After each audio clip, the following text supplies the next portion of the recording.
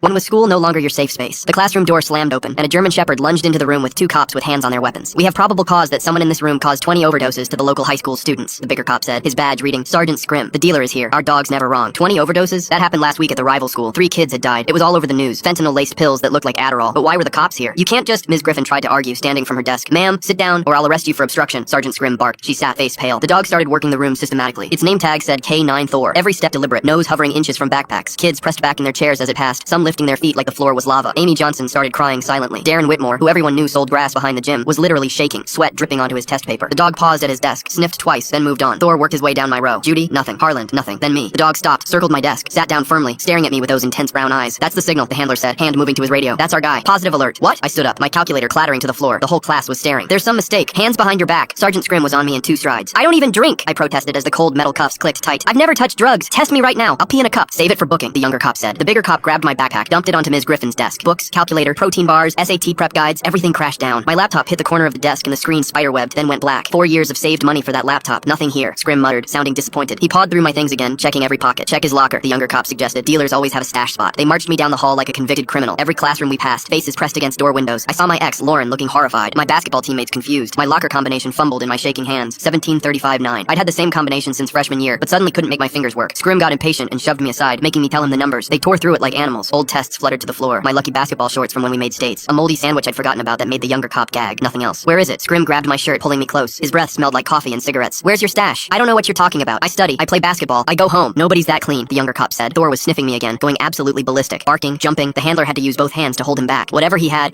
contact with it recently. This is the strongest alert I've seen from Thor in 2 years. You're going to tell us where it is, Scrim said, shoving me against the lockers. Those 3 kids who died, their parents are planning funerals instead of high school graduations. You did that. I don't even know anyone at the other high school. My voice cracked. Car, Scrim said suddenly. Where you park? Blue section, but they dragged me through the main entrance. The whole school was watching from windows now. I could see phones pressed against glass. Everyone recording my perp walk. This would be on everyone's IG within minutes. In the parking lot, they made me point out my car. The used Mitsubishi my parents got me for my birthday. Navy blue. Dent in the bumper from when I was learning parallel parking. But Thor walked right past it like it didn't exist. Instead, the dog lost its mind at a white BMW 3 spaces over. It practically climbed the door, barking and scratching like there were stakes inside. Thor was trained not to damage property, but he was fighting against that training. Open it, Scrim demanded, pulling me toward the BMW. I can't. Don't play games. Open the car. I literally can't. Kid, you're looking at 20 counts of involuntary manslaughter. Life in prison. The death penalty is on the table in this state for fentanyl deaths. Open the car. My hands were shaking so badly I could barely get my keychain out. I pressed the unlock button on my car fob. My Mitsubishi beeped and flashed its lights. The BMW didn't move. Wrong button? Scrim grabbed my keys, started pressing every button. Lock, unlock, panic, trunk. My Mitsubishi went crazy, honking, flashing, chirping. The BMW sat silent and still. Why won't your key work? He screamed, frustration boiling over. His face was turning red, veins popping on his forehead. Thor was literally trying to eat through the BMW's door now. Whatever was in that car was more than just drugs. Thing was, this BMW was my girlfriend's car. I could go free if I just told the cops so right now. I didn't want to snitch on her, but then Scrim turned to me. I'm done with you, and took out his handcuffs. Full story on channel linked below.